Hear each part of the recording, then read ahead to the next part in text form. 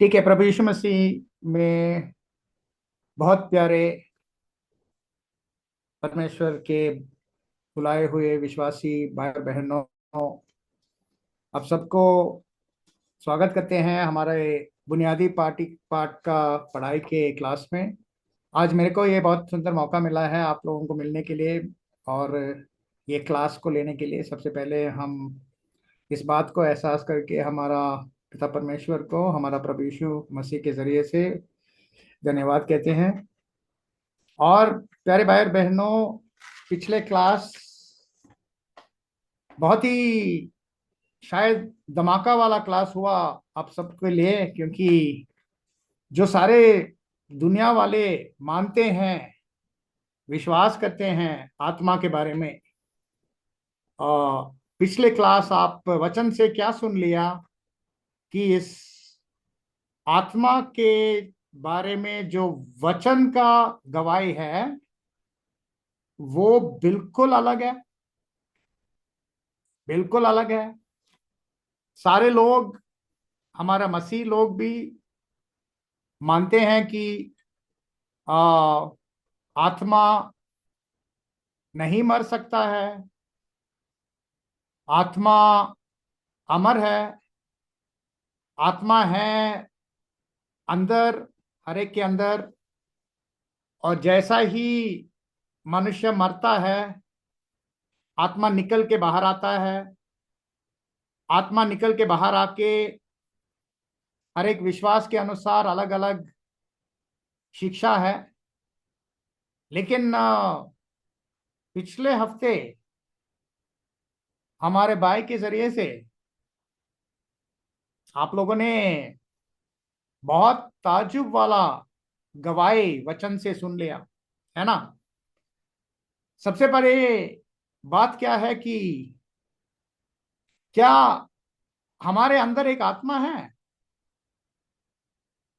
जवाब है नहीं, हमारे अंदर एक आत्मा नहीं है। हम खुद एक आत्मा है। हम खुद एक आत्मा है। आत्मा बनने के लिए परमेश्वर का गवाही है उत्पत्ति के दूसरा अध्याय में 7वां वचन, कि परमेश्वर ने मनुष्य बनते समय मिट्टी से एक शरीर बनाया। हाँ, एक बड़ी अद्भुत शरीर, लेकिन उस शरीर के अंदर कोई जान नहीं था। जब तक परमेश्वर उस शरीर के नथनों में वो अपने आत्मा ना फूका, मतलब श्वास ना दिया। उत्पत्ति दूसरा अध्याय और 7वां वचन बोलते हैं कि जब परमेश्वर ने ऐसा किया, एक जीवित वाला आत्मा उत्पन्न हुआ। आदम एक जीवित वाला आत्मा उत्पन्न हुआ। इसलिए क्लास ने, ब्रदर जी ने आपको बताया कि कैसे जीवित वाला आत्मा होता है। एक मरने वाला या मरे हुए आत्मा भी होता है। तो पूरा पिछले क्लास को आप लोग सुन के आपने शायद बहुत ताज्जुब हुआ, क्योंकि एक बात तो बताना है हिंदी में, जो अंग्रेजी में आसान है इस बात को बताने के लिए, इतना आसान नहीं है हिंदी में। क्योंकि एक 3 शब्द है अंग्रेजी में: बॉडी, स्पिरिट और सोल। लेकिन हिंदी में अगर देखे जाए, शरीर तो है, उसके बाद स्पिरिट तो आत्मा ही कहता है, और सोल को प्राण बोलते हैं। प्राण भी जीवन का मतलब हिंदी में निकलता है। तो थोड़ा कुछ मुश्किल है बताने के लिए कि ये आत्मा का शिक्षा जो अंग्रेजी में बहुत आसान है, हिंदी में थोड़ा मुश्किल है।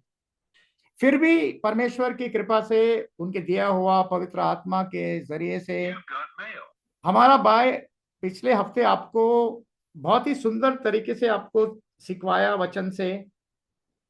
ये बड़ा शिक्षा आत्मा के बारे में।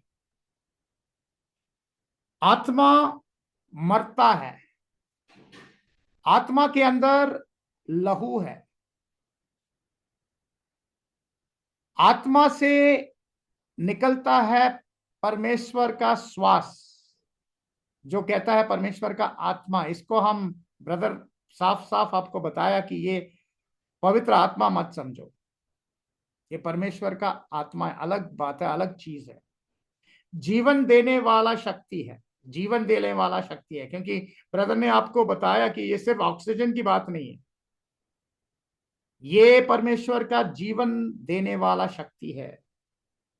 आत्मा जो परमेश्वर से निकलता है, जीवन देने वाला शक्ति जो परमेश्वर से निकलता है, जो नतनों के जरिए से जीवन देता है शरीर को, और जब दोनों जोड़ते हैं शरीर और वो श्वास, उत्पन्न होता है, शुरू होता है एक जीवते आत्मा, जीवते वाले आत्मा। तो ये बात तो पिछले हफ्ते आप लोग ने सुन लिया, लेकिन जरूर इस बात को सुनने के साथ साथ में जो कोई भाई बहन को ज्यादातर बाइबल का जानकारी होता है, तो आपके लिए बहुत सारा शक वाला सवाल भी उठा होगा। जैसा राजा शाऊल जाता है ना, वो भूत सिद्ध करने वाली के पास, शमूएल के, मरे हुए शमूएल के बात करने के लिए, और प्रभु यीशु मसीह जो मरते समय अपने क्रूस के अगल बगल में जो दो कुकर्मी वाले और खास करके एक कुकर्मी वाला जो सवाल पूछा प्रभु से, और प्रभु ने जवाब दिया आज ही, आज ही। तो जरूर ऐसे वचन के बारे में आप सबके मन के अंदर एक सवाल उठा होगा। अगर ये शिक्षा बराबर है जो अभी हमारे भाई साहब ने हमारे को सुनवा लिया, तो ये सब वचन को हम क्या कहें? हाँ, ये बाइबल के विरोधाभास, मतलब बिब्लिकल कॉन्ट्रडिक्शंस, विरोध जैसा लग रहा है वचन का भाग इस आत्मा के शिक्षा के बारे में। तो वो सारे वचन आज हम ये भाग 2, पार्ट 2, मनुष्य के आत्मा के पढ़ाई के भाग 2, दूसरा भाग में, पार्ट 2 में हम देखने वाला है। सबसे पहले हम शुरू करेंगे वो घटना जो हुआ राजा शाऊल के साथ, मरे हुए शमूएल को ढूंढने के लिए जाता है एक भूत सिद्ध करने वाली के पास। तो वो बात को हम पहला देख लेंगे। वचन हम पढ़ेंगे पहला शमूएल 28वां अध्याय और वचन 7 से लेकर 19 तक, पूरा ये वचन को हम सुन लेंगे। पहला शमूएल 28वां अध्याय वचन 7 से लेकर 19 तक। First Samuel 28, 7-19। तब शाऊल ने अपने कर्मचारियों से कहा, मेरे लिए किसी भूत सिद्धि करने वाली को ढूंढो कि मैं उसके पास जाकर उससे पूछूं। उसके कर्मचारियों ने उससे कहा, इंदौर में एक भूत सिद्धि करने वाली रहती है। तब शाऊल ने अपना भेष बदला और दूसरे कपड़े पहनकर 2 मनुष्य संग लेकर रातों रात चलकर उस स्त्री के पास गया और कहा, अपने सिद्धि भूत से मेरे लिए भावी कहलवा, और जिसका नाम मैं लूंगा उसे बुलवा दे। स्त्री ने उससे कहा, तू जानता है कि शाऊल ने क्या किया है, कि उसने ओझों और भूत सिद्धि करने वालों का देश से नाश किया है।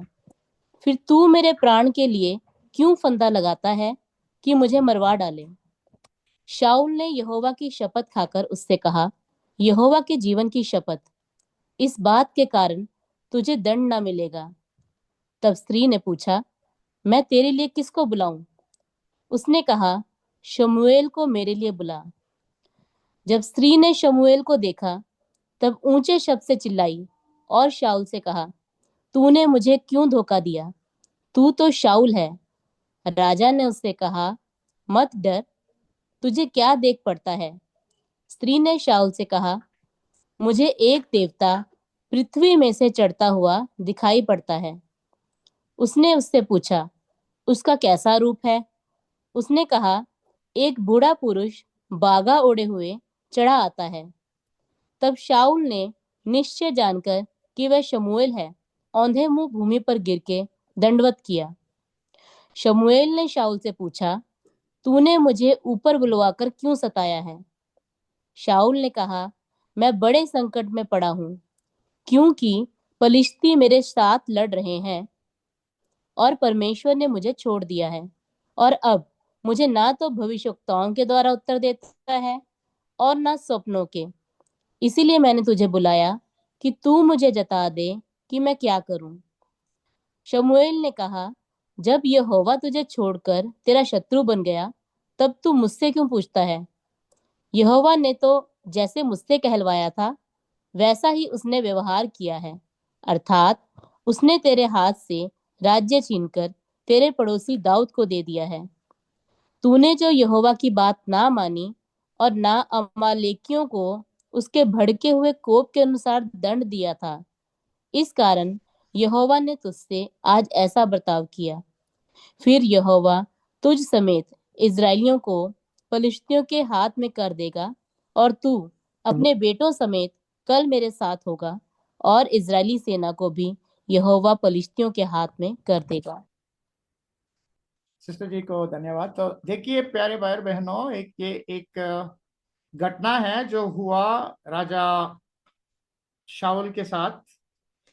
तो राजा शाऊल जाती है इंदौर के नाम के जगह पर, और वहाँ भूत सिद्ध करने वाले के पास पहुंचता है और अपने वेश बदलता है, क्योंकि वचन में हम पढ़ते हैं कि राजा शाऊल तो बहुत लंबा, उसका चिन्ह था, उसका लंबाई, जो पहला शमूएल में 10 और 23 में आप पढ़ सकते हैं।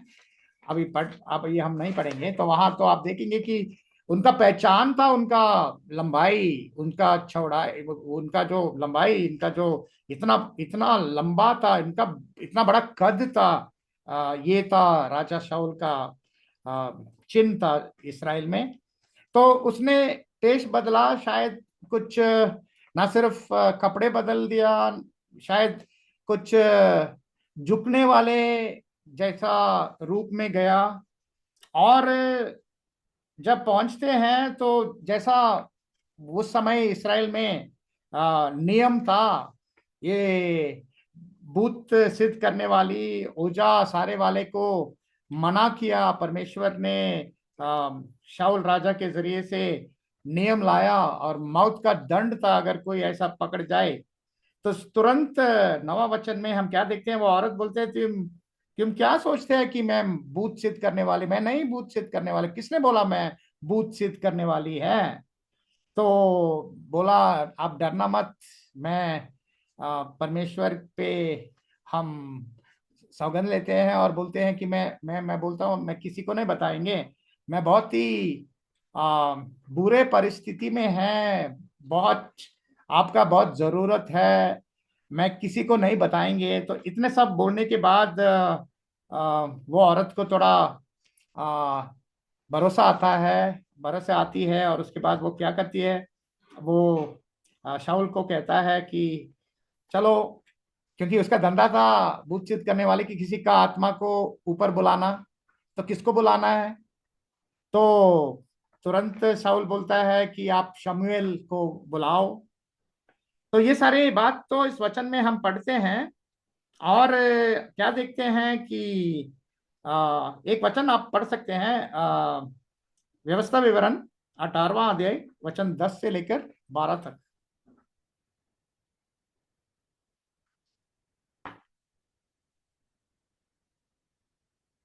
व्यवस्था विवरण 18वां अध्याय वचन 10 से लेकर 12 तक। तुझ में कोई ऐसा ना हो जो अपने बेटे या बेटी को आग में होम करके चढ़ाने वाला, या भावी कहने वाला, या शुभ अशुभ मुहूर्तों का मानने वाला, या टोन्हा, या तांत्रिक, या बाजीगर, या ओझों से पूछने वाला, या भूत साधने वाला, या भूतों को जगाने वाला हो। क्योंकि जितने ऐसे ऐसे काम करते हैं वे सब यहोवा के सम्मुख घृणित हैं, और इन्हीं घृणित कामों के कारण तेरा परमेश्वर यहोवा उनको तेरे सामने से निकाल।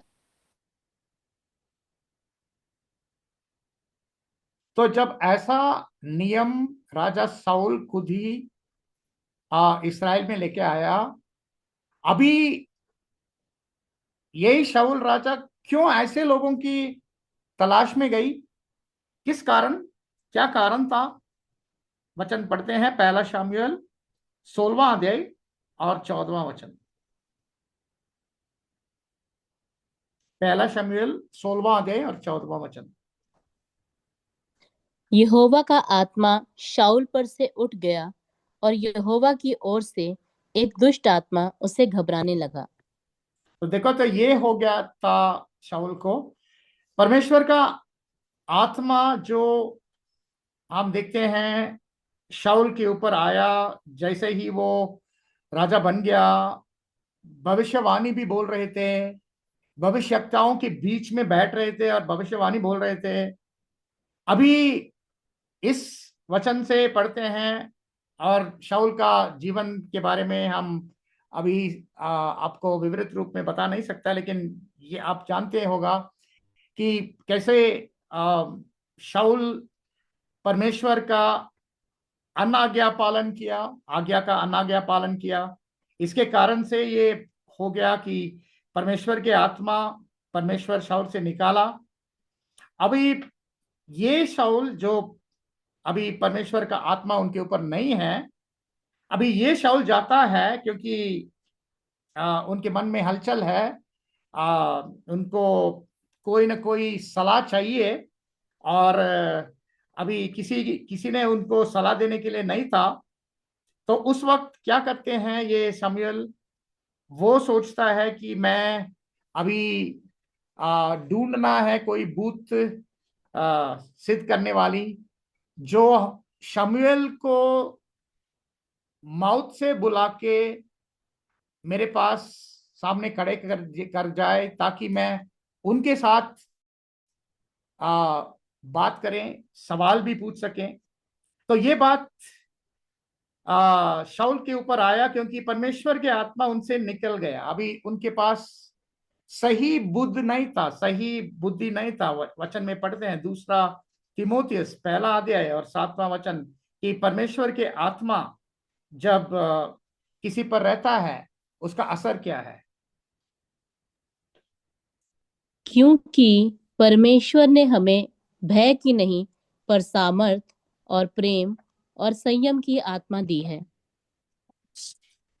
तो ऐसी परिस्थिति में राजा शाऊल जाते हैं, पहुंचते हैं इंदौर में, ये भूत सिद्ध करने वाली से बात शुरू करते हैं। और वचन में हम पढ़ेंगे पहला शमूएल 28वां अध्याय और 12वां वचन।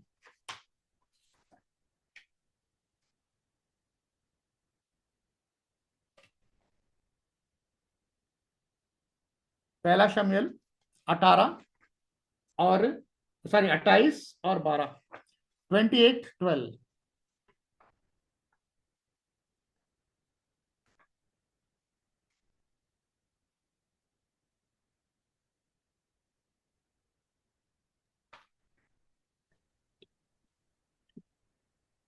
शाऊल ने यहोवा की शपथ खाकर उससे कहा,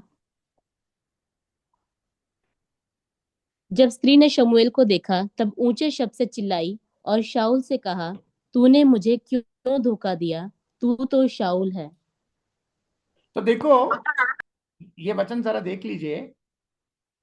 अभी जब शाऊल वहां पहुंच गया, वहां उस औरत के पास, वेश बदल गया, तो पता नहीं है कि ये राजा शाऊल, बिल्कुल पता नहीं कर सकता है।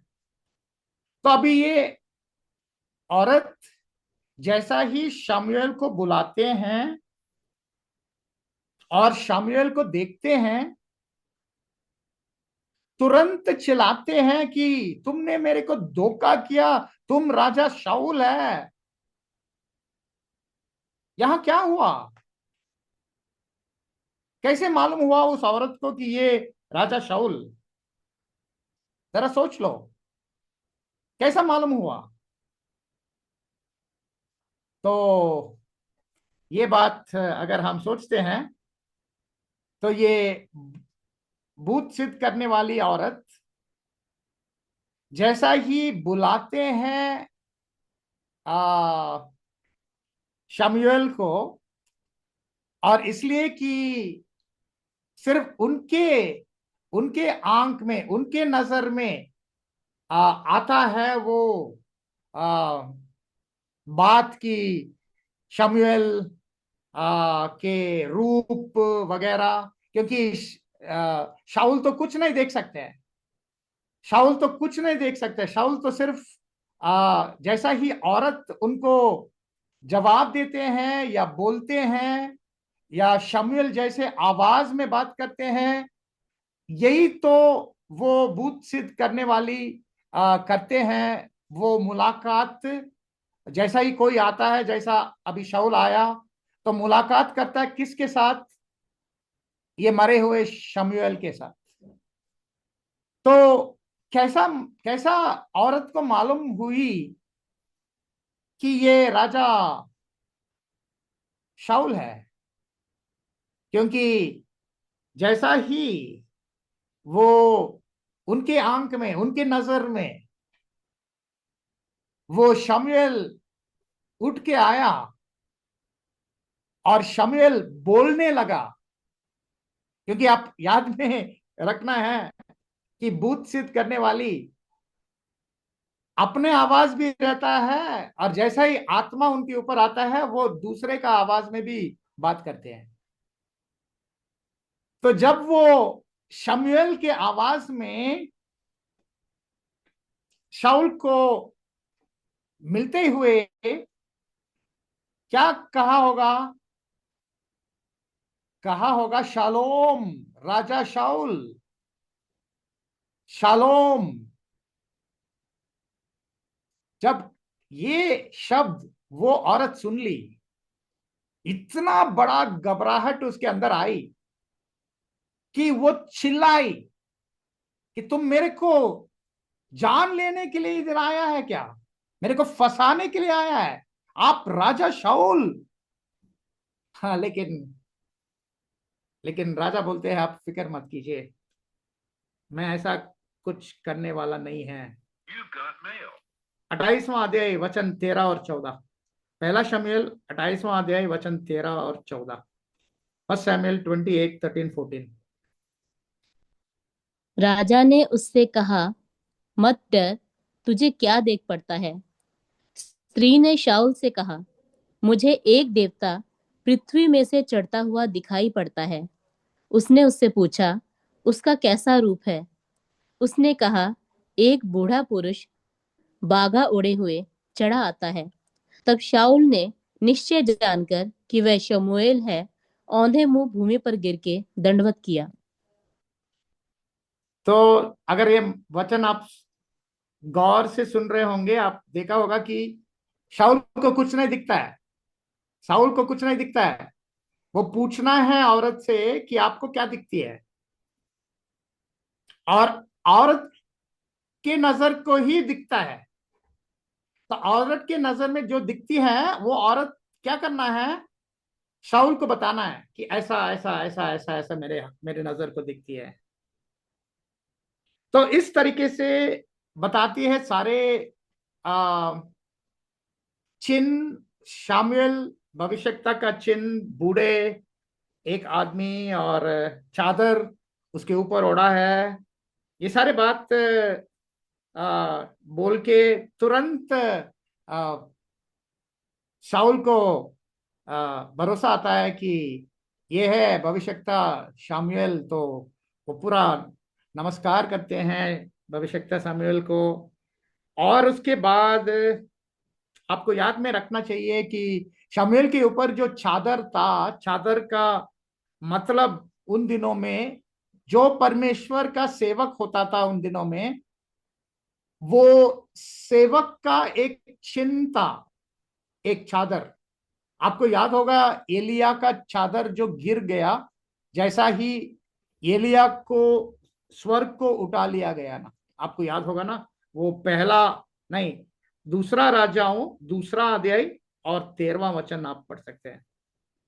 दूसरा राजाओं दूसरा अध्याय 13वां वचन, first second kings second chapter 13th verse. फिर उसने एलिया की चद्दर उठाई और जो उस पर सॉरी फिर उसने एलिया की चद्दर उठाई जो उस पर से गिरी थी, और वह लौट गया और यरदन के तट पर खड़ा हुआ। तो ये चद्दर एक चिन्ह था उन दिनों को कि ये है परमेश्वर का सेवक है, ये भविष्यता है। तो वैसा ही चद्दर किसके किसके कंधे पर थे, यहाँ हम देखते हैं शमूएल के कंधे पे थे। तो ये सारे बात को उस औरत से शाऊल को सुन के बहुत ही उसको भरोसा हुआ, कन्विंस हुआ कि सचमुच शमूएल अभी मेरे सामने आ गया है, औरत देख रहा है उनको। तो चलो बातचीत शुरू होता है। क्या बातचीत शुरू होता है? शाऊल राजा का और ये मरे हुए शामुएल भविष्यता मतलब बूथ के साथ, शामुएल के बूथ और शाऊल के साथ बातचीत शुरू होता है। वचन में हम पढ़ते हैं पहला शामुएल 28वां अध्याय और 15वां वचन। याद में रखो ये सारे बातचीत हो रहा है औरत के मुंह से।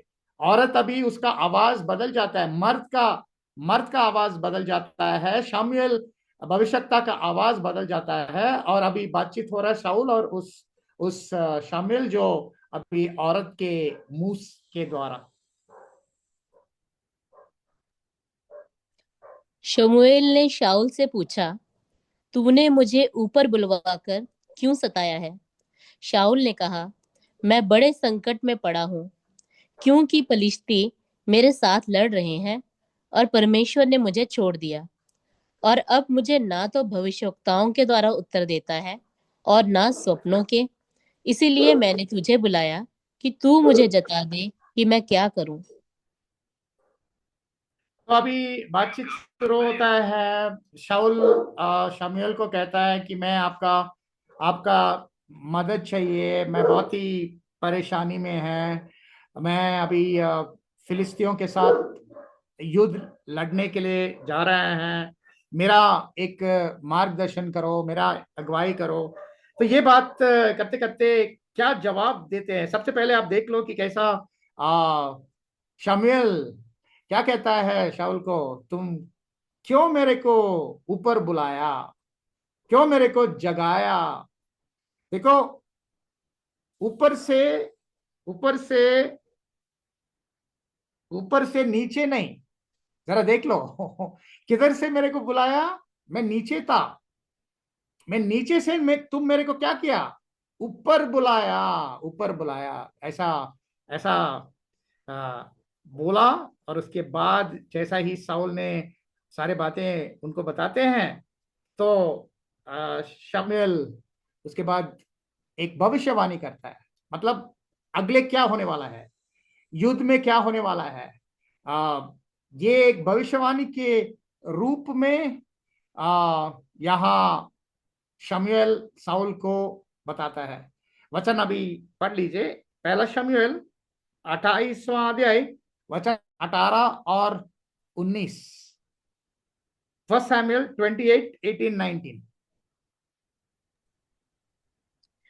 तूने जो यहोवा की बात ना मानी और ना अमालेकियों को उसके भड़के हुए कोप के अनुसार दंड दिया था, इस कारण यहोवा ने तुझसे आज ऐसा बर्ताव किया। फिर यहोवा तुझ समेत इस्राएलियों को पलिश्तियों के हाथ में कर देगा, और तू अपने बेटों समेत कल मेरे साथ होगा, और इस्राएली सेना को भी ये यहोवा पलिश्तियों के हाथ में कर देगा। तो ये था भविष्यवाणी। अगले क्या होने वाला है? शमूएल कहता है कि कल शाऊल आप मेरे साथ रहेंगे, आप और अपने बेटे के साथ, बेटे समेत।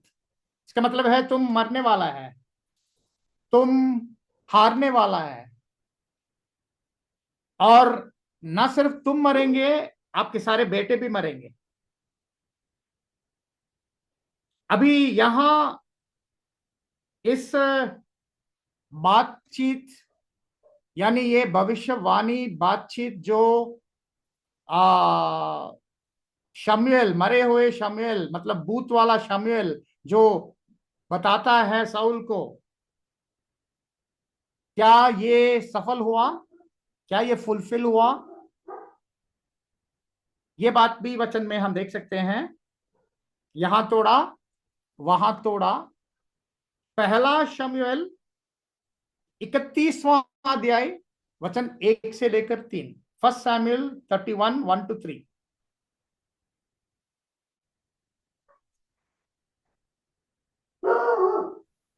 पलिश्ती तो इस्राएलियों से लड़े, और इस्राएली पुरुष पलिश्तियों के सामने से भागे और गिलबो नाम पहाड़ पर मारे गए।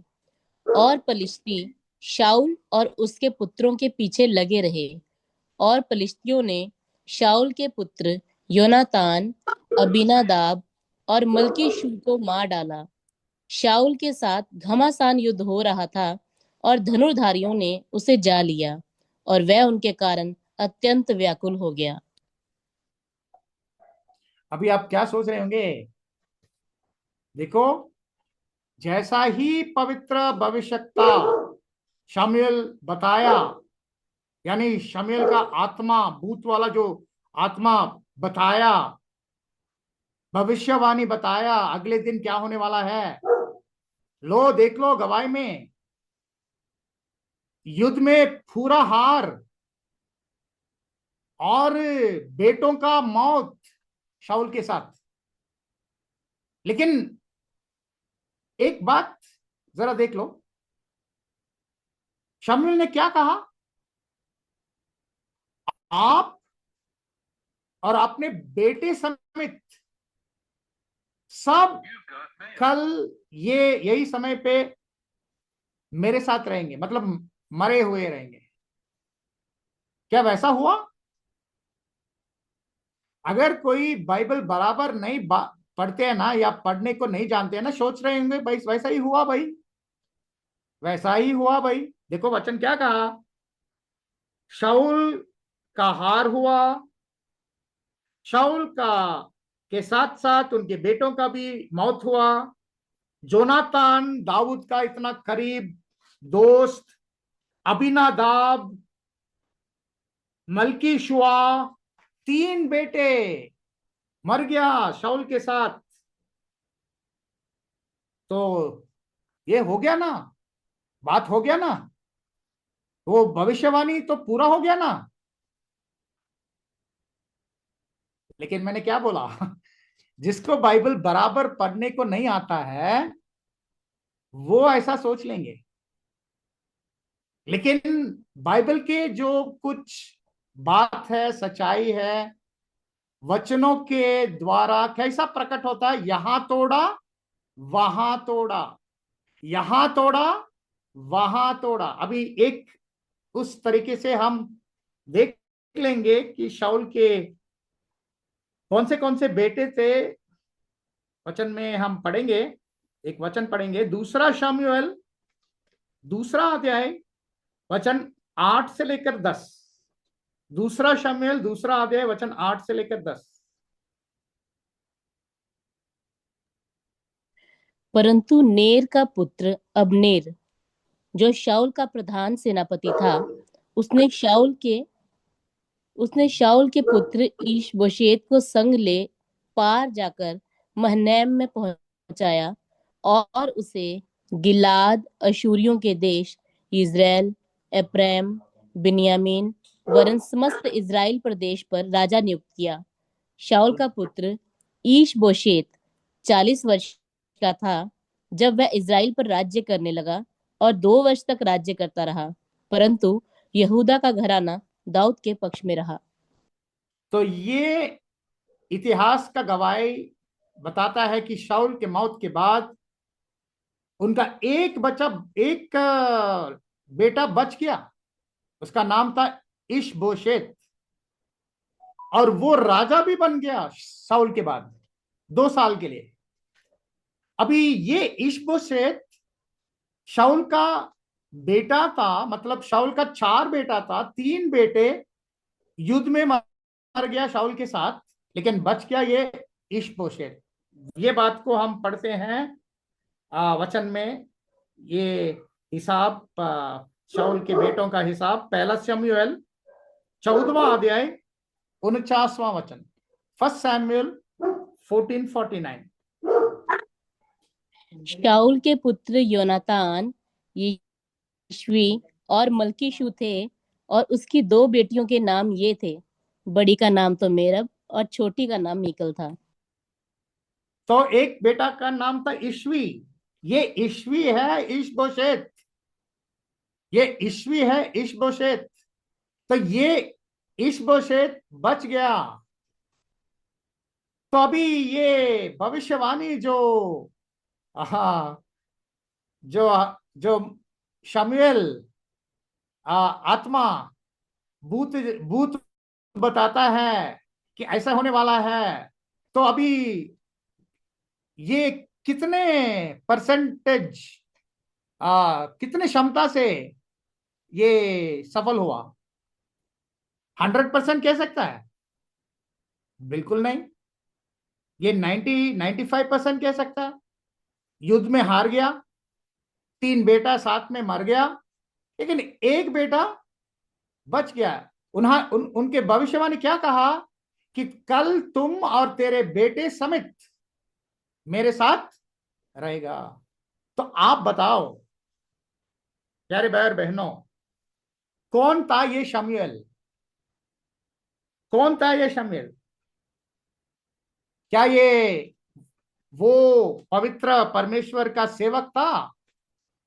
उनका आत्मा, अगर हम समझो कि हम अगर माने कि आत्मा जिंदा रहता है, क्या ये अगर परमेश्वर का सेवक रहता है शमूएल, उनके शब्दों का 95%, 90 या 95% सफल होता है और 5% असफल होता है? नहीं। तो ये कौन है? कौन है ये शमूएल? ये है झूठों का बाप, झूठों का बाप शैतान, झूठों का बाप जो अभिनेता कर रहा है इधर।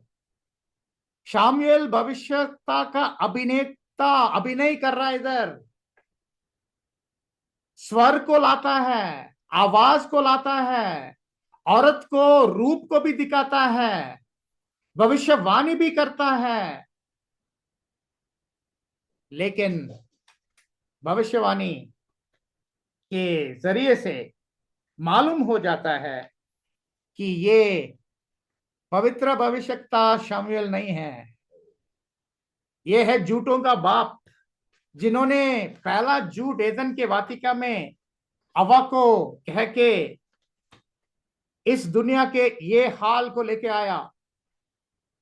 हाँ प्यारे भाई और बहनों, वहां शैतान ने कहा कि आप अवश्य नहीं मरोगे, मतलब मौत के बाद भी जिंदा परिस्थिति है।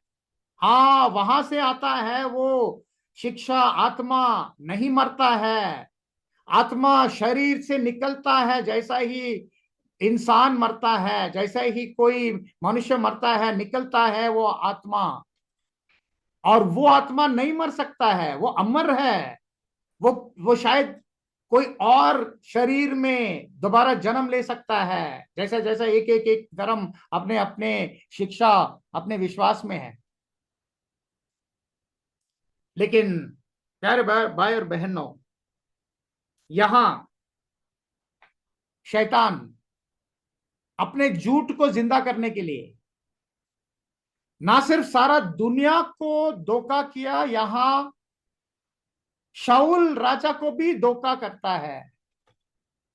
वही शाऊल राजा जिनसे परमेश्वर का आत्मा निकल गया, उनको भी धोखा करता है। और उनको ये सवाल जो शाऊल पूछते हैं कि मैं बड़ी परेशानी में है, फिलिस्तियों के साथ मेरा लड़ाई है, आप मेरे को सलाह देना, आप मेरे को अगुवाई करना। तभी तो क्या करता है शैतान?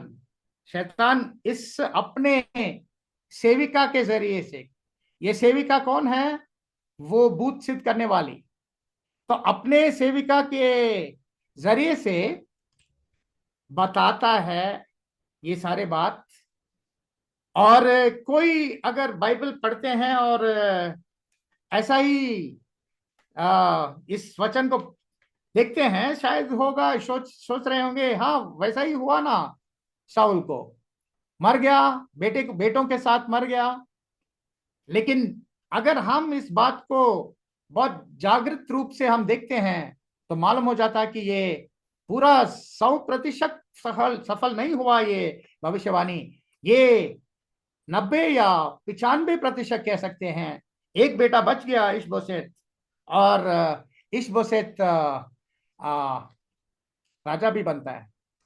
तो शैतान क्या करता है? शैतान तो जानता है पूरा, आ, मतलब प्रेजेंट को जानता है, जो बीत गया है काल जानता है। लेकिन आने वाले काल को शैतान क्या करता है? अपने गेस करते हैं, गेस करते हैं कि क्या हो सकता है। और यही काम आजकल चल रहा है। आप देखते हैं हर एक शहर में हाथ पढ़ने वाला, हाथ का रेखा पढ़ेंगे और बताएंगे कि आपके भविष्य में क्या क्या होने वाला है। और दूसरे एस्ट्रोलॉजर है जो आपका जन्म पत्री को देखते हैं और उसको देख के बताता है कि क्या क्या आपका हुआ, आपका जीवन अभी तक और आने वाले आपको क्या क्या होने वाला है, आपके शादी का मामला, आपके काम के मामला, आपके माँ बाप के मामला। तो ये सारी बात क्या करता है शैतान? बीते हुए काल को बराबर बताएगा, 100% बताएगा। लेकिन आने वाले काल उनको सिर्फ अनुमान अनुमान कर सकता है, गेस कर सकता है। और उस गेस में 100% नहीं होता है, 100% नहीं होता है। उससे मालूम होता है उसका काम। तो यहां हम देखते हैं कैसा इस इस वचन के घटना में, जहां राजा शाऊल जाता है ये भूत सिद्ध करने वाले के पास इंदौर में, ये सारे बात शैतान का डोंग है, शैतान का काम है। और इसलिए कि शाऊल राजा से ही निकल गया था परमेश्वर के आत्मा। तो अब क्या हम देख रहे हैं? हम देख रहे हैं कि धोखा हुआ यही राजा शाऊल। आप सोच लो, आप सोच लो प्यारे भाई और बहनों, अगर अगर अगर आत्मा नहीं मरता है, अगर उस औरत के पास इतना शक्ति है मरे हुए जिंदा आत्मा को वापस बुलाने के लिए, क्या वो औरत जो बिल्कुल साफ जानते हैं कि वो शैतान की सेविका है, क्या वो पवित्र भविष्यता शमूएल का आत्मा स्वर्ग से, अगर माने मैं बोल रहा हूं वो विश्वास जो सब लोग रख रहे हैं, क्या बुला सकता है? क्या खींच सकता है? बिल्कुल नामुमकिन है। तो ये सारा जो है एक अभिनय, एक नौटंकी, जो शैतान करते हैं, और जहां लोगों को दिखाता है कि उनके मरे हुए रिश्तेदार लोग अभी भी जिंदा है, उनसे उनसे संपर्क कर सकता है, उनसे बातचीत कर सकते हैं, उनसे सवाल पूछ सकता है और वो जवाब भी देगा। देखो, बाइबल इस बात को साफ साफ नहीं बताता है कि ये शैतान, क्योंकि अभी बाइबल ऐसा लिख गया है कि आप सच्चाई को कैसे प्रकट कर सकता है। यहां तोड़ा, वहां तोड़ा, यहां तोड़ा, वहां तोड़ा।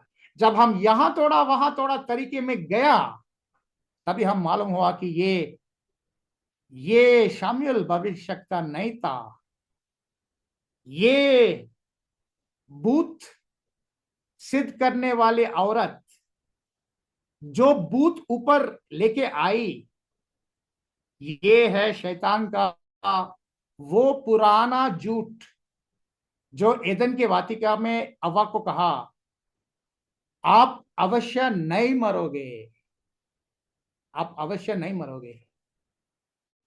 तो प्यारे भाई बहनों, ये था ये घटना के बारे में। अगले में जाएंगे। अभी अगले है वो बात जो मत्ती 17वां अध्याय वचन 1 से 3 में हम पढ़ते हैं, जहां प्रभु यीशु मसीह के मरने के समय में दो डाकू, दो कुकर्मी उनके बाएं और दाहिने ओर में दोनों क्रूसों पे भी चढ़ाए गए थे। तो वचन पढ़ेंगे अभी।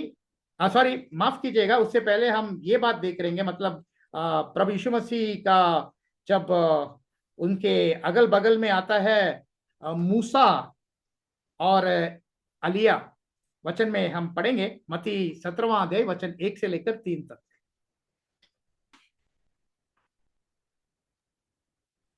6 दिन के बाद यीशु ने पतरस और याकूब और उसके भाई यूहन्ना को साथ लिया और उन्हें एकांत में किसी ऊंचे पहाड़ पर ले गया, और वहां उनके सामने उसका रूपांतरण हुआ, और उसका मुंह सूर्य के समान चमका, और उसका वस्त्र ज्योति के समान उजला हो गया, और मूसा और एलिया उसके साथ बातें करते हुए उन्हें दिखाई दिए। तो देखो, ये प्रभु यीशु मसीह का रूपांतरण का जो आ, बात जो हुआ, और आ, प्रेरितों इस बात को, मतलब पतरस, याकूब और यूहन्ना ऊंचा पहाड़ में जाके इस बात को देखते हैं। और क्या देखते हैं, रूपांतरण होने के समय में इतना चमक रहा था प्रभु यीशु मसीह, लेकिन अगल और बगल में कौन देखने को मिला? एक तरफ मूसा और एक तरफ अलिया। तो क्या बोलते हैं सब लोग जब इस घटना के बारे में बात होता है? कहता है, देखो यहां है मरने के बाद मूसा, मरने के बाद अलिया। प्रभु यीशु मसीह के पहले आगमन में जब प्रभु यीशु मसीह का रूपांतरण हुआ और प्रभु यीशु मसीह का इतना उजाला में चमक रहा था, तो मरे हुए, बहुत साल से मरा हुआ मूसा और बहुत साल से मरा हुआ अलिया दोनों आया था ना, बात कर रहा था ना प्रभु यीशु के साथ। तो क्या बात कर रही थी कि आत्मा मरता है? कहाँ मरता है? मूसा मूसा मरा क्या? हाँ, शरीर में मरा, लेकिन वही मूसा वापस आ गया ना प्रभु से बात करने के लिए, और वही मरा हुआ या उठा लिया गया अलिया ये यहाँ आता है ना। तो क्या क्या क्या कह सकते हैं कि आत्मा मरता है? हाँ, हम जो कुछ आपको कह दिया, या ब्रदर जी ने पिछले क्लास में कहा, वो खुद अपने मुंह से नहीं कहा या अपने कल्पना से नहीं कहा, उन्होंने आपको वचन दिखाया, यहाँ वहां, यहाँ वहां, यहाँ वहां। और उस वचन का पूरा भरोसा है कि आत्मा मरता है, आत्मा मरता है। लेकिन ये बात क्या है?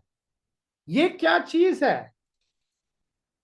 और कैसे कैसे पहचान लिया कि ये मूसा है, और कैसे पहचान लिया ये अलिया है? क्या उन दिनों में क्या फोटोग्राफी था? क्या आजकल हमारे पास फोटो है, वीडियो है, एक दूसरे का पहचान हम कर सकते हैं, देख सकते हैं? उन दिनों में कोई फोटो नहीं था। उन दिनों में कैसे पता किया कि ये अलिया है?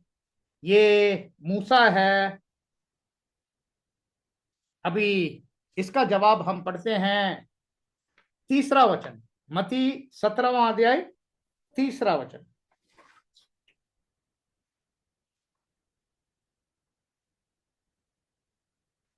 मती 17:3 दोबारा पढ़ लेंगे।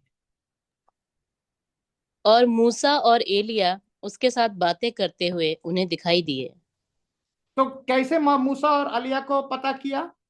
प्रभु यीशु मसीह बात कर रहा था दोनों से। मूसा भाई, तुमने वो वो बात आपको याद है, मैंने आपको बताया। और अलिया, अलिया आप क्या बोल रहा था ये बात? नहीं नहीं नहीं नहीं नहीं नहीं, मूसा बराबर बोल रहा था वो बात। अलिया आप जरा मान लो कि मूसा जो बोल रहा था ना वो सही है। इस तरीके का बातचीत, इस तरीके का बातचीत करते करते मालूम क्या क्या उस बातचीत से क्या मालूम होता है? अरे बाप रे, ये मूसा आ गया है। अरे बाप रे, ये एलिया आ गया है। वाह, क्या जगह है ये। इसलिए पतरस बाद में बोलता है ये जगह में मंदिर बनाएंगे इधर। ये अद्भुत जगह है। यहाँ न सिर्फ प्रभु आप आया और आप रूपांतरण हुआ, यहाँ मूसा भी प्रकट हुआ और अलिया भी प्रकट हुआ। तो ये बात भी, प्यारे भाई बहनों, बहुत सारे लोग इस बात को देख के बोलते हैं, क्या तुम लोग बोलते हैं आत्मा मरते हैं? आत्मा बिल्कुल नहीं मरता जी। आत्मा अमर है। मूसा का आत्मा अमर है, अलिया का आत्मा अमर है। तो इस बात का हम क्या बोलें? थोड़े लोग आजकल बोलते हैं जागते रहो, बहुत सारे झूठे भविष्यता है टीवी में, ऑनलाइन में।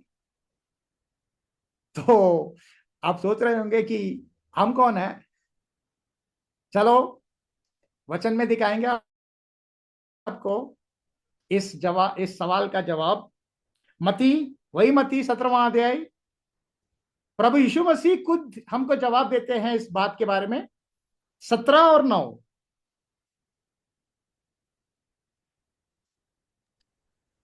जब वे पहाड़ से उतर रहे थे, तब यीशु ने उन्हें ये निर्देश दिया, जब तक मनुष्य का पुत्र मरे हुओं में से ना जी उठे, तब तक जो कुछ तुमने देखा है किसी से ना कहना। वाह वाह वाह वाह वाह वाह, हिंदी में बहुत ही चतुराई के साथ लिखा है, चतुराई के साथ लिखा है। अरे हिंदी का कोई और अनुवाद है? इंग्लिश में क्या बोलता है मालूम? Tell the vision to no man. मतलब तुमने जो देखा नहीं, तुमने जो दर्शन देखा है, किसी को मत बताना। ये था एक दर्शन, ये हकीकत नहीं, ये एक दर्शन। आपको जानते हैं बाइबल में बहुत सारे दर्शन वचन बताता है ना। प्रेरित पौलुस दर्शन देखा। दूसरा कोरिन्थियों 12वां अध्याय 1 से लेकर 4 दर्शन देखा। पूरा प्रकाशित वाक्य एक दर्शन, दर्शनों का किताब, जो यूहन्ना प्रेरित एक के बाद एक के बाद एक के बाद दर्शन देखते हैं और उस दर्शन के बारे में लिखते हैं। तो देखो हिंदी में चतुराई के साथ लिखा है। जो कुछ आपने देखा किसी को ना बताना। नहीं जी, जो दर्शन आपने देखा किसी को मत बताना। दर्शन कोई ना सिर्फ बाइबल में देखने वाला बात है, आज भी आप, हम लोग, तुम लोग बहुत दर्शन देख रहा है कि नहीं? मरे हुए लोग जिंदा जैसा दिख रहा है। दर्शन कहां? दूरदर्शन, तुम्हारे टीवी में मरे हुए इंदिरा गांधी, मरे हुए जवाहरलाल नेहरू, बहुत सारे लोग अभी उस टीवी में जिंदा रहते हैं, इधर उधर घूमते रहते हैं, बात करते रहते हैं। हाँ जी, वही दर्शन है। टेलीविजन आने से पहले बाइबल में परमेश्वर कई कई जगहों में उनके योजना के बारे में दर्शन के जरिए से प्रकट किया। वो दर्शन दर्शन ही है, हकीकत नहीं। तो वो मूसा का दर्शन और वो आलिया का दर्शन। मूसा और आलिया तब उस समय मरे हुए थे, आत्मा मर गए थे, लेकिन यहां पतरस को, यूहन्ना को, याकूब को क्या देखने को आता है? मौत का दर्शन। दर्शन। तो ये था एक दर्शन प्यारे भाई और बहनों। ये दर्शाता है यहां प्रभु यीशु मसीह चमक रहा है, रूपांतरण हो रहा है। ये दर्शाता है एक दर्शन परमेश्वर के राज्य में। परमेश्वर के राज्य में होगा, आपको जानता है ना, एक नया आकाश और नया पृथ्वी। तो यहां आलिया दर्शाता है नया आकाश और मूसा दर्शाता है नया पृथ्वी। प्रभु यीशु मसीह के राज्य में प्रभु यीशु मसीह राज करेगा इस नया आकाश और नया पृथ्वी के जरिए से। तो ये था वो दर्शन जो यहाँ दिखाया गया है, दिखाया गया था प्रभु यीशु मसीह के पहले आगमन में। चेलों ने देखा और इसके बारे में लिख लिया, और यहाँ हम पढ़ रहे हैं आज आत्मा के दूसरे भाग में, ताकि हम जान ले कि आत्मा सचमुच मरता ही है। मूसा सचमुच मर गया था उस वक्त, आलिया सचमुच उस वक्त मर गया था, लेकिन कैसे जिंदा दिखने लगा? क्योंकि वो एक दर्शन था। दर्शन था। जो आप लोग हिंदी जो पढ़ते हैं ना बाइबल, आप कृपा करके अंग्रेजी का भी उपयोग किया करो और देख लो अंग्रेजी में, tell the vision to no one. चलो हम तीसरी बात को जाएंगे, जो हमने पहले ही बोला, प्रभु यीशु मसीह क्रूस पे जो हुआ घटना, और जो दो डाकू, दो कुकर्मियों से एक जो अच्छी बात किया था प्रभु के साथ, आश्वासन लिया प्रभु के साथ, वहां एक बात है जो हम देखना है। पढ़ेंगे लूका का सुसमाचार 23वां अध्याय और 42वां वचन। Look 23 verse 42।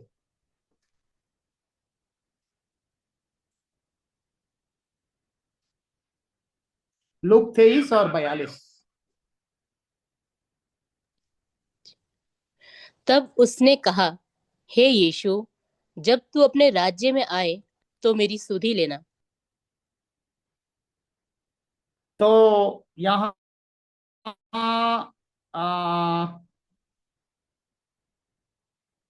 नहीं सिस्टर, 23 और 42, 23 और 42। लूका का सुसमाचार 23वां अध्याय और 42वां वचन। मुझे तो यही है। तब उसने कहा, हे यीशु, जब तू अपने राज्य में आए तो मेरी सुधि लेना। ओ, तो अंग्रेजी में, सॉरी हिंदी में 43 होगा, 43।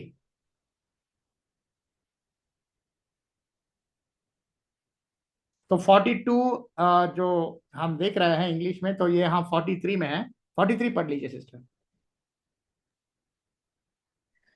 उसने उससे कहा, मैं तुझसे सच कहता हूं कि आज ही तू मेरे साथ स्वर्ग लोक में होगा। हाँ, ये वचन तो आपको याद होगा, सारे मसीहों के बीच में गुड फ्राइडे में कहते हैं, देखो बड़ा चोर था, डाकू था, कुकर्मी करने वाला था, लेकिन देखो वो अंतिम समय में पश्चाताप करते हैं, प्रभु से माफी मांगते हैं, और क्या हुआ उनको? उसी दिन प्रभु के साथ स्वर्ग में गया। तो कभी कभी प्रचार करते वक्त कलीसियाओं में भी कहते हैं, चोर की तरह आप भी, आपका जीवन आज ही बदल सकता है ना, बदल सकते हैं, और चोर की तरह आप स्वर्ग को पहुंच सकते हैं। लेकिन प्यारे भाई और बहनों, क्या वही था बात उधर? अगर हम इस बात को हम देखते तो क्या देखते हैं कि ये चोर सबसे पहले, ये डाकू, ये कुकर्मी करने वाला, सबसे पहले वो, अगर ये 23वां अध्याय में आप देखे जाए, वो क्या कर रहा था? वो और वो दूसरा डाकू के साथ जैसे बाकी सारे लोगों और फरिसियों सदुकियों प्रभु यीशु मसीह को देख के अपमान जैसे बातें कर रहे थे कि ये आदमी परमेश्वर पर इतना भरोसा रखा और परमेश्वर का पुत्र बोला, अभी उतर के आओ और हम आपका भरोसा करेंगे। तो दोनों डाकू भी क्या कर कह रहे थे कि हाँ हाँ आप उतर के आओ और हमको भी उतराओ इधर से, क्रूज से, ताकि हम भी उतर सकते हैं। तो यहाँ बात क्या है, यहाँ जो बात हुआ क्या है, मती में पढ़ेंगे। मती 27वां अध्याय और 44वां वचन, मैथ्यू 27:44।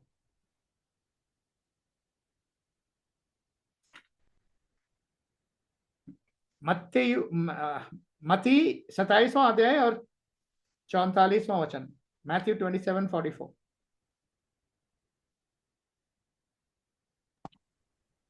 इसी प्रकार डाकू भी जो उसके साथ क्रूसों पर चढ़ाए गए थे उसकी निंदा करते थे। देखो, दोनों दोनों निंदा करते थे उस वक्त। और क्या देखते हैं कि इस बात दोबारा अगर आप लिख रहे हैं नोट्स, तो मार्कुस में 15वां अध्याय और 32वां वचन में भी हम पढ़ते हैं। और उसके बाद समय चलते चलते हम देखते हैं कि एक उन दो डाकू में से एक डाकू को मालूम हुआ कि आ, ये आदमी मासूम है, ये आदमी मासूम है। हम तो हम तो गलती किया, हमारे गलती का फल भुगत रहे हैं, लेकिन ये ऐसा नहीं है। लूका का सुसमाचार 23वां अध्याय 40 और 41।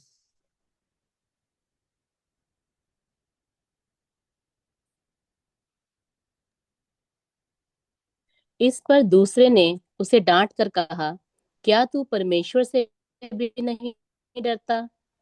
तू भी तो वही दंड पा रहा है और हम तो न्याय अनुसार दंड पा रहे हैं, क्योंकि हम अपने कामों का ठीक फल पा रहे हैं, पर इसने कोई अनुचित काम नहीं किया। तो उसके बाद जब ये बोलते हैं तो क्या हम देखते हैं कि ये सवाल 42वां और 43 में एक डाकू बोलता है कि तुम मेरा याद करो जब तुम अपने राज्य में आते हैं। अपने राज्य को, और राज्य की बात कैसा चोर को मालूम हुआ? उस समय प्रभु यीशु के क्रूस पर उसके सर के ऊपर एक पत्रा डालते हैं। लूक का सुसमाचार 23वां अध्याय और 38वां वचन, 23:38।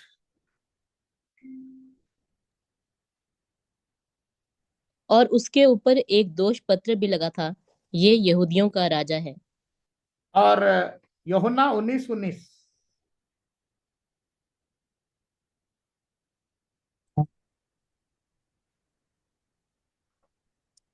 और पिलातुस ने एक दोष पत्र लिखकर क्रूस पर लगा दिया और उसमें ये लिखा हुआ था, यीशु नासरी, यहूदियों का राजा। आपने देखा होगा कि INRI क्रूस पे लगाता है। INRI यही पत्रा का जो शब्द है।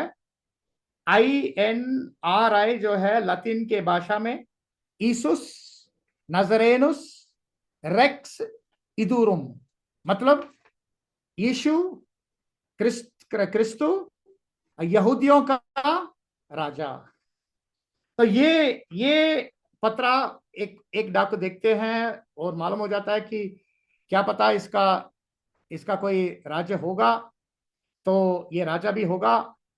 तो कोई कोई गलती नहीं है अगर उनसे हम पूछें कि बड़े आदमी है ना, तो पूछेंगे तो कम से कम मेरा याद करो ना जब आपके राज्य में जब आते हैं।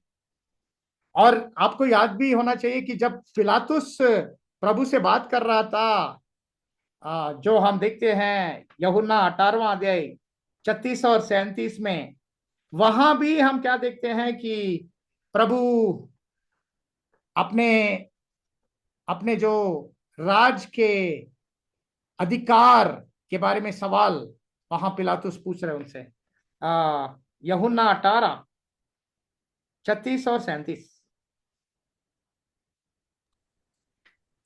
यीशु ने उत्तर दिया, मेरा राज्य इस जगत का नहीं।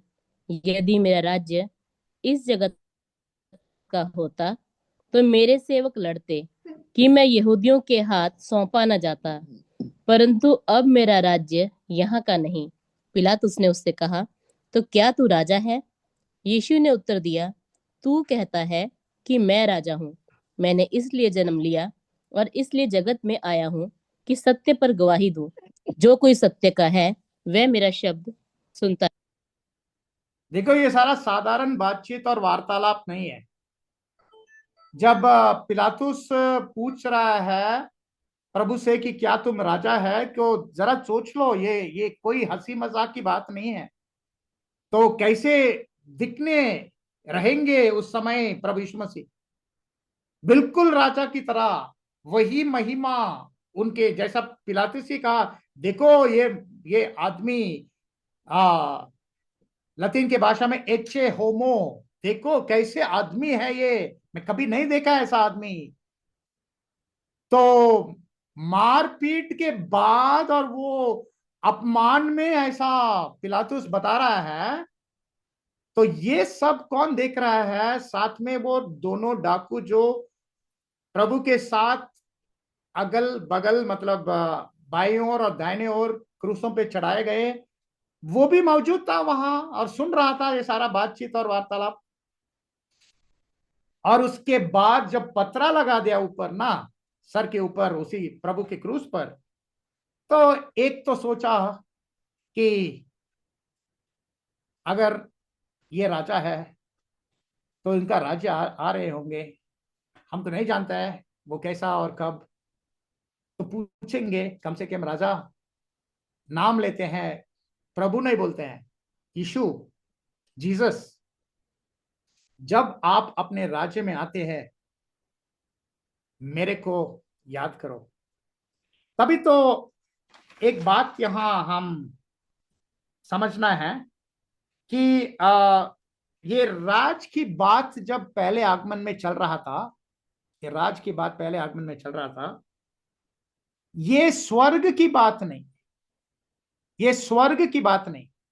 ये एक ऐसा एक उम्मीद, एक विश्वास इसराइल में था कि जब उनके मसीहा आता है और जब उनके मसीहा प्रकट होता है, तब परमेश्वर का राज आएगा और इसराइल परमेश्वर का राज बन जाएगा। ये बात देख लो। जैसा ही प्रभु मरने के बाद, जी उठने के बाद, 3 दिन के बाद, जी उठने के बाद 40 दिन चेलों के बीच में 11 बार दर्शन दिखा के रहा। जब वो अंत में स्वर्ग को उनके सामने से जब वो ऊपर चढ़ने के समय आया, उस वक्त देखो आखिरी सवाल प्रभु से क्या पूछ रहा था चेलों, वचन में हम पढ़ेंगे। प्रेरितों के काम पहला अध्याय और छठा वचन, एक्ट्स 1:6।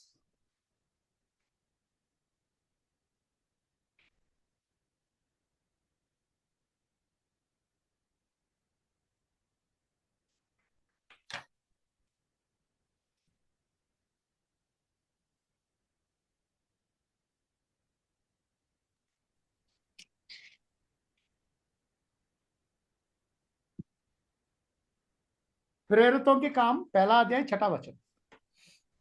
अतः उन्होंने इकट्ठे होकर उससे पूछा, हे प्रभु, क्या तू इसी समय इज़राइल को राज्य फेर देगा?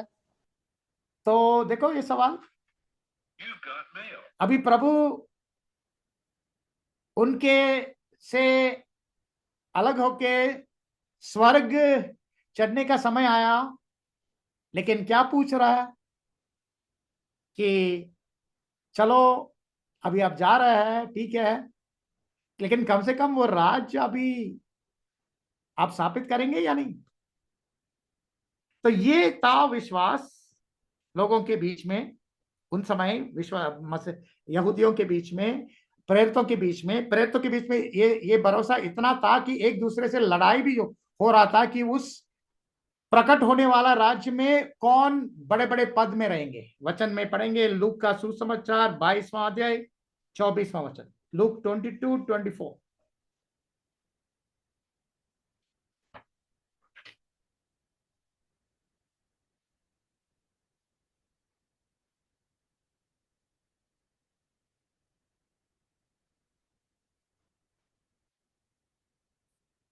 लूक 22वां अध्याय 24वां वचन। उनमें ये वाद विवाद भी हुआ कि उनमें से कौन बड़ा समझा जाता है।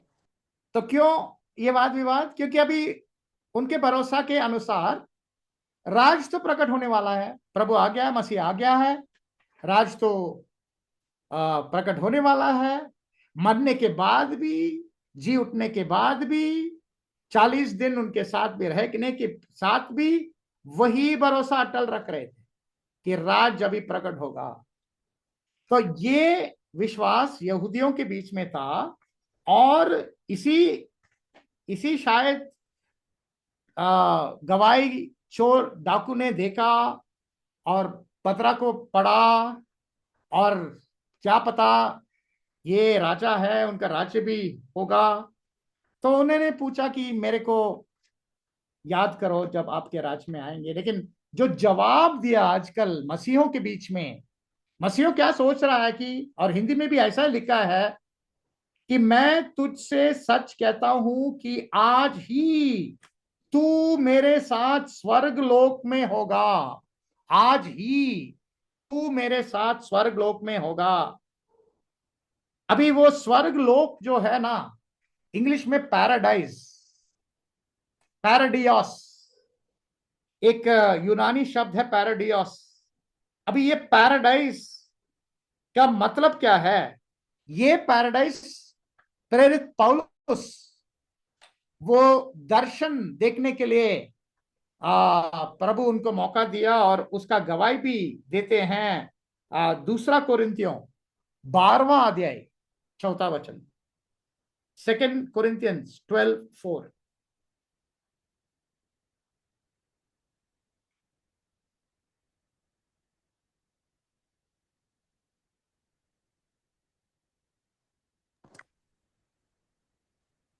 कि स्वर्ग लोक पर उठा लिया गया और ऐसी बातें सुनी जो कहने की नहीं, और जिनका मुंह पर लाना मनुष्य को उचित नहीं।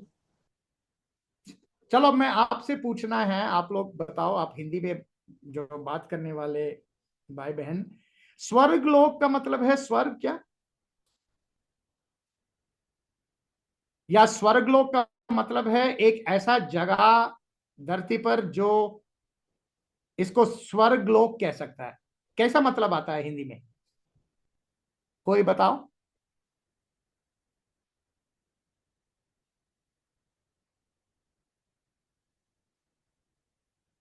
क्योंकि स्वर्ग तो परमेश्वर का रहने का स्थान है।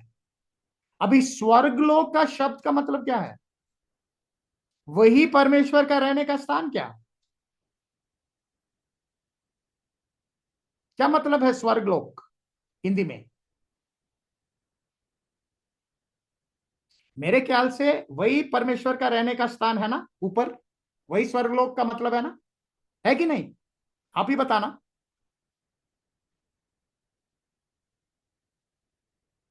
कोई जो जानते बताना। स्वर्गलोक का मतलब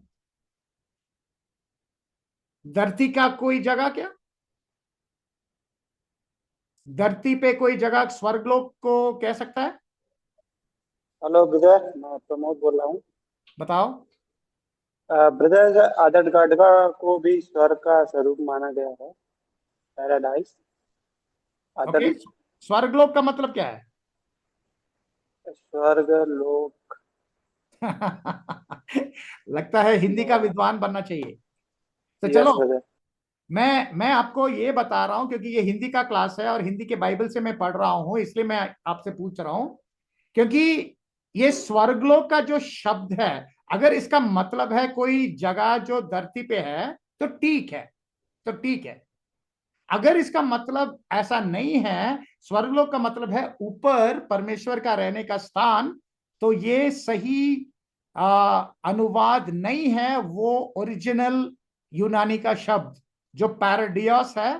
पैराडियोस का मतलब है एक बगीचा, एक सुंदर सा बगीचा, एदन के वाटिका जैसा। हाँ, ये है वो शब्द जो प्रभु ने कहा चोर को कि मैं तुमको सच सच कहता हूं कि आज ही तू मेरे साथ स्वर्गलोक में होगा। यहां एक प्रॉब्लम भी हो गया है। इंग्लिश में अगर ये क्लास रहता है ना, इंग्लिश में ये वचन को कैसे आता है? ये वचन कहता है, वेरली आई से unto thee, today thou shall be with me in paradise। तो यहां अगर कॉमा का इधर उधर बदलते हैं ना, मतलब ही बदल जाता है। तो ये बात को अंग्रेजी की मामला है। लेकिन जब अब हिंदी में आते हैं ना, हिंदी में आपको एक बात बताना है। हिंदी में यहां क्या हो गया है, मैं तुझसे, मैं पढ़ रहा हूं 43वां वचन, मैं तुझसे सच कहता हूं कि आज ही जो शब्द है ना वो निकालना है। आज ही जब शब्द निकालते हैं तो आता है कि तू मेरे साथ स्वर्गलोक में होगा। अभी ये आज ही कहां डालना है? मैं तुझसे सच कहता हूं आज ही, वहां डालना है। मैं तुझसे सच कहता हूं आज ही कि तू मेरे साथ स्वर्गलोक में होगा। ये स्वर्गलोक का मतलब है बगीचा, ये स्वर्गलोक का मतलब है परमेश्वर का राज्य, ये स्वर्गलोक का मतलब है प्रभु यीशु मसीह का राज्य। जरूर प्रभु यीशु मसीह का राज्य उस दिन नहीं शुरू हुआ, और प्रभु यीशु मसीह का राज्य आज भी सब लोग के सामने नहीं शुरू हुआ जैसा लग रहा है। लेकिन जैसा ही प्रभु यीशु मसीह का राज्य प्रकट हो जाएगा, जैसा ही प्रभु बोलता है कि तू मेरे साथ स्वर्गलोक में होगा, इसका मतलब क्या है? इसका मतलब यह है प्यारे भाई और बहनों कि इस डाकू जो थोड़ा तसल्ली वाले बात प्रभु से कहा, जो थोड़े रहम वाले बात प्रभु से कहा, उस समय जब प्रभु क्रूस पे मर रहा था, जरा सोच लो, जब परमेश्वर का राज प्रकट होगा, जब मरे हुए सब वापस जी उठ के वापस आएंगे, उन जी उठ के वापस आते हुए लोगों में से, पीढ़ियों में से होगा ये डाकू।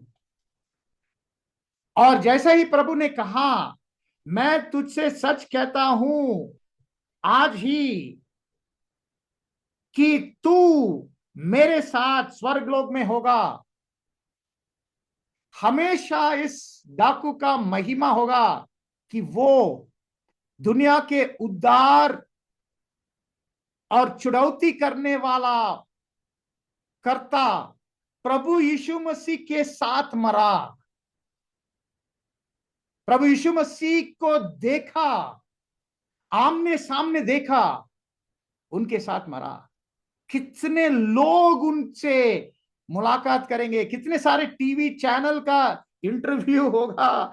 कल्पना करता है राज्य में कितना कितना महिमा होगा। ये डाकू सचमुच उनका एक, जैसा प्रभु ने कहा था, उनका साथ होगा प्रभु के साथ, उनका साथ होगा प्रभु के साथ।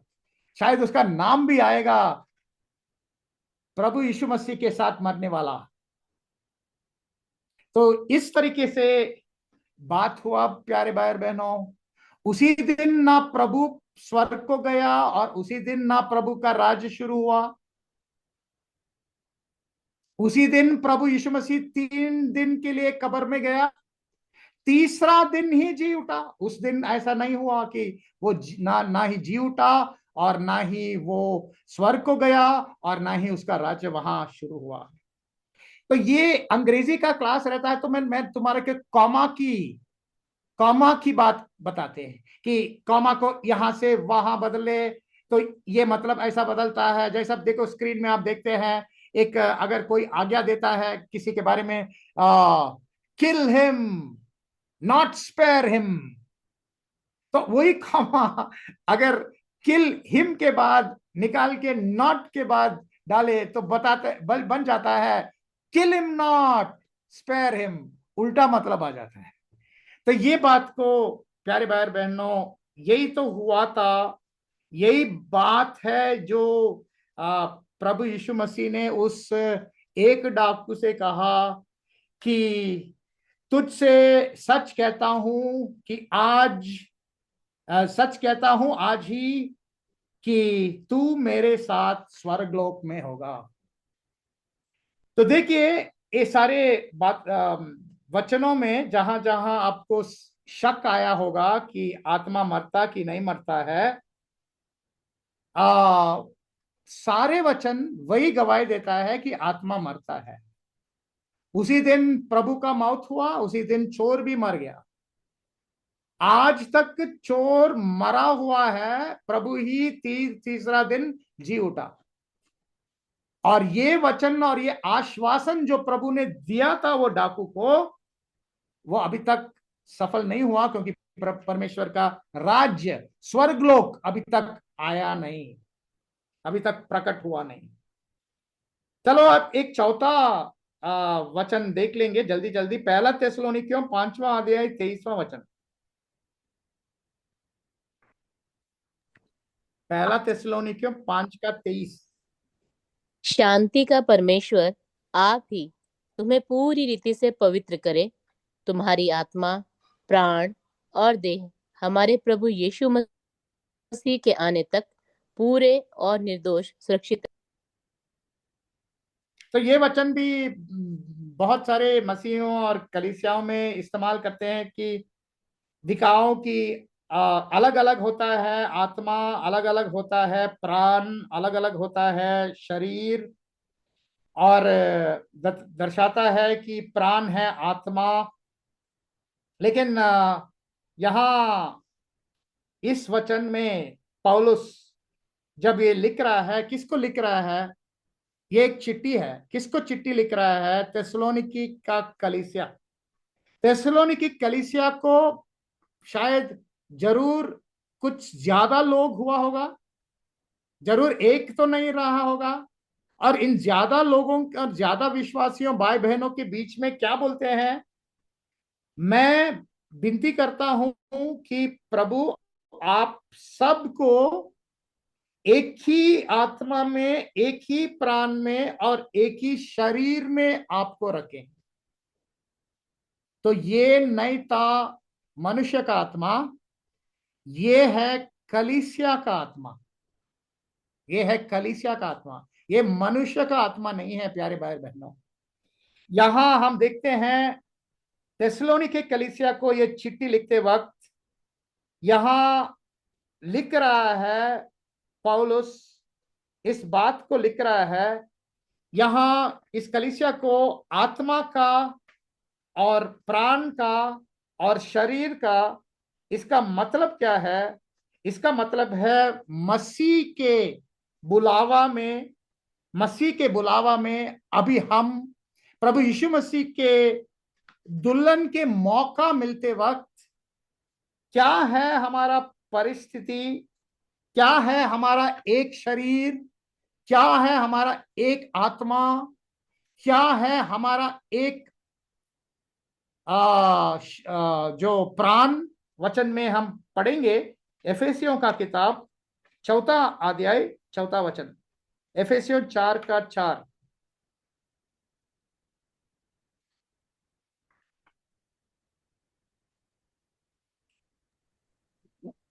एक ही देह है और एक ही आत्मा, जैसे तुम्हें जो बुलाए गए थे अपने बुलाए जाने से एक ही आशा है।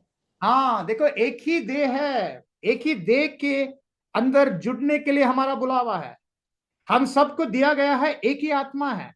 हम एक नहीं हैं, हम अनेक हैं। अनेक में रह के भी हम एक ही आत्मा, मतलब एक ही देह, एक ही शरीर और एक ही आत्मा में अंदर आता है। और आप जरूर जानते हैं पिछले क्लास से और ये क्लास में भी कि जहां शरीर और आत्मा मिलते हैं बन जाता है क्या? बन जाता है सोल, बन जाता है आत्मा, बन जाता है प्राण।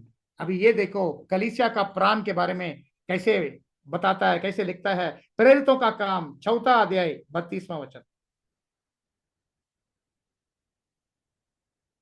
प्रेरितों का काम 4 का 32, और 4:32। विश्वास जी, और विश्वास करने वालों की मंडली एक चित्त और एक मन की थी, यहाँ तक कि कोई भी अपनी संपत्ति अपनी नहीं कहता था, परंतु सब कुछ साझे का था। हिंदी में नहीं आया हिंदी में नहीं आया, अंग्रेजी में पढ़ता हूं। And the multitude of them that believe were of one heart and of one soul. एक ही प्राण थे सब लोग, इतने अनेक लोग। एक ही ना सिर्फ दिल था, एक ही प्राण भी था। क्यों एक ही प्राण? सब एक ही मसीह का शरीर के बुलाए गए लोग, सब एक ही पवित्र आत्मा के पाए हुए लोग। और आत्मा और शरीर जब मिलते हैं बन जाता है एक ही प्राण। तो प्यारे भाई और बहनों, ये बात कुछ आध्यात्मिक बात है, बड़ी बात है। ये कलीसिया की बात है, ये मनुष्य का आत्मा की बात नहीं है। अगले संदेह और शक हम खत्म करेंगे 2 मिनट में। भजन संहिता 103, 1 और 2।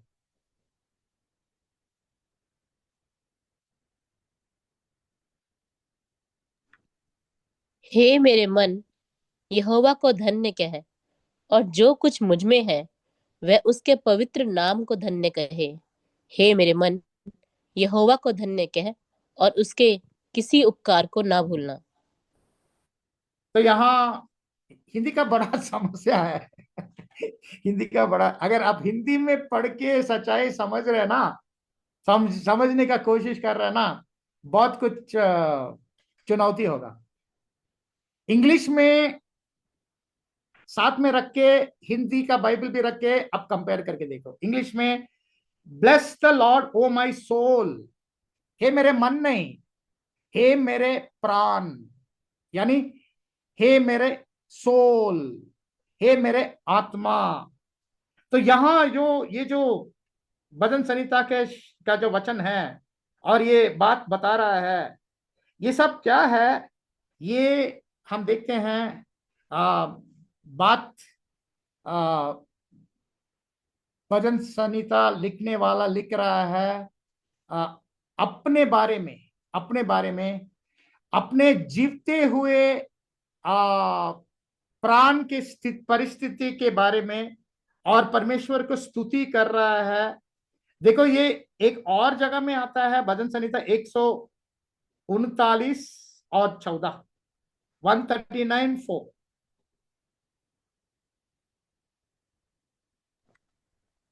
मैं तेरा धन्यवाद करूंगा, इसलिए कि मैं भयानक और अद्भुत रीति से रचा गया हूँ। तेरे काम तो आश्चर्य के हैं, और मैं इसे भली भांति जानता हूँ। तो देखो हिंदी में मैं इसे बलिभांति को जानता हूं, इंग्लिश में and that my soul know it right well. Bible की शिक्षा के अनुसार, बाइबल की सच्चाई के अनुसार हमारे अंदर कोई आत्मा नहीं है, हम खुद आत्मा है, हम जीवते हुए आत्मा हैं। तो इस तरीके से लिखता है। मैं जब बोलता हूं इसका मतलब है मेरे आत्मा, मैं हूं एक आत्मा। तो इस तरीके से हम समझना चाहिए प्यारे भाई और बहनों। और आखिरी वचन पढ़ेंगे, लूक का सुसमाचार 2 अध्याय और 35वां वचन। वरन मरियम तेरा से जो प्राण भी कहा गया था भविष्यवाणी। वरन पढ़ लीजिए सिस्टर। जी ब्रदर, वरन तेरा प्राण भी तलवार से आर पार छिद जाएगा। इससे बहुत हृदय के विचार प्रकट होंगे। तो यहाँ भी एक बताता है शब्द कि एक तलवार तुम्हारे प्राण के अंदर घुसेगा। ये क्या बोलते हैं, ये एक बोलने की तरीका है। यहां सिमियोन भविष्यवक्ता बोलता है मरियम को कि आपको ये जान लो कि अभी आप यीशु के मां होने के नाते आपको बहुत कुछ दुख देखने वाला है, बहुत कुछ दुख देखने वाला है। एक तलवार आपके प्राण के अंदर ही घुसेगा। ये एक बोलने की तरीका, जैसे कभी कभी आप बोलते हैं ना, अरे वो आदमी मेरे को पीछे से चाकू से मारा। किधर है चाकू, दिखाओ, कहां चाकू? नहीं, मैं बोल रहा है, बोलने का तरीका है, पीछे से चाकू से मारा। ये बोलने का ढंग जैसा है। पीछे से चाकू से मारा, he stabbed me in the back, मतलब मेरे को धोखा किया, मेरे पीछे पीछे धोखा किया। उसी तरह ये शब्द भी तुम्हारे प्राण के अंदर घुसेगा एक तलवार। मरियम, सिमियोन भविष्यवक्ता बता रहा था। तो प्यारे भाई और बहन, हमारा दूसरा भाग का क्लास समाप्ति में आ चुका है अभी, और आपके पास एक ही शक होगा मेरे मेरे ख्याल से, और वो है आ, क्या? आप बताओ। अमीर, धनवान और लाजूर, है ना? दोनों मरते हैं और आत्मा इधर और उधर चले जाते हैं। तो क्या ब्रदर, अब बहुत कुछ बताया आज, बहुत अच्छा था, लेकिन आप क्या बोलेंगे, क्या बोलेंगे आमिर और लाजर के बारे में? वहां तो आत्मा मरने के बाद भी इधर उधर चले जाता है ना, स्वर्ग और नरक को। क्या बोलेंगे? मैं आज उसके बारे में कुछ नहीं बोल सकते हैं, ब्रदर अजय उसके बारे में आपको बताएंगे अगले हफ्ते। तो तब तक ये आत्मा के पढ़ाई का दूसरा भाग, ये जो विरोध वाला जैसा लग रहा था वचन, कॉन्ट्रडिक्शन, बाइब्लिकल कॉन्ट्रडिक्शन, एक एक को लेके हमने आपको बता दिया नजारा कि इसको कैसे समझे, कैसे जाने। तो अगले क्लास तक परमेश्वर ही आप सबको आशीर्वाद करें। और जो मौका आप मेरे को दिया और ब्रदर अजय दिया, धन्यवाद, नमस्ते, थैंक यू।